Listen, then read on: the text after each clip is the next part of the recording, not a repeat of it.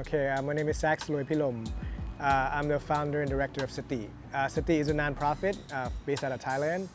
We do healthcare and education for underserved and at-risk youths in Thailand. And we've been around for about 7 years. Yeah.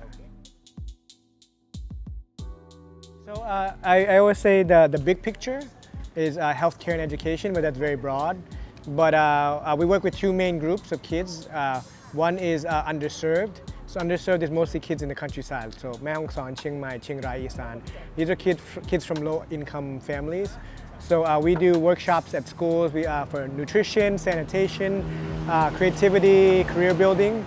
So that's one group of kids. The other group of kids is in Bangkok, and it's at-risk youths. So what at-risk youth means are kids that are in either in drug abuse or sex trafficking or sex trade. So we work with these two groups of kids. One is prevention and one is treatment. So that's the overall, yeah. Okay. So like in March, when things started to get bad with COVID, we had a bunch of projects planned, but everything started to get canceled because we couldn't go to schools, couldn't go to juvenile centers.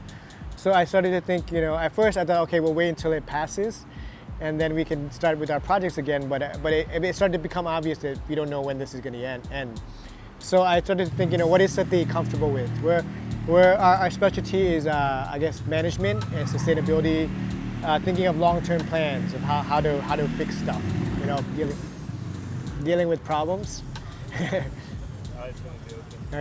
And so how do you operate for COVID relief? So when I thought about that, okay, I started to think about, okay, what is the immediate emergency right now? The immediate emergency is relief, because people are struggling, because some people, they live off of their daily earnings. So they sell noodles today and they take that money, they buy food. There's so many people who live off of their daily money. So there's a lot of people who are starting to starve or having with debt and stuff. So I thought about how we're going to relieve this. So I started to think about other nonprofits and other organizations that have specialties. So the first thing I thought about is how do we choose these people? There's a lot of hungry people, there's a lot of poor people in Bangkok and Thailand. So I first approached an organization that we already work with called USL, Urban Studies Lab. So they do data collecting and urban planning. So they work with the BMA, they work with the government, so they get all this information about different communities. So I was like, can you get us information about low income and elderly, and can we, map that? So USL took that and they sort of mapped the information. So we have a map of density zones, low income, and from that we use as a strategy to pinpoint how many points we want to hit. From there, I had to think about logistics. So another nonprofit that I'm familiar with is called SOS, Scholars of Sustenance. Their duty is normally what they do is they collect food surplus. So from hotels, from supermarkets, food that is still good, but it's surplus, and they collect that and they donate to at-risk communities or needed communities. So I was like, okay, that's perfect for us because we need to do distribution. So they have the logistics model, they have the connections with restaurants and hotels.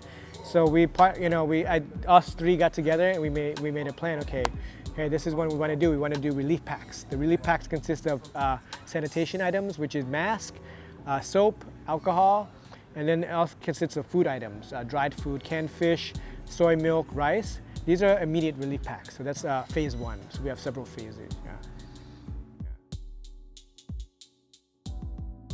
So right now there's two ways you can support.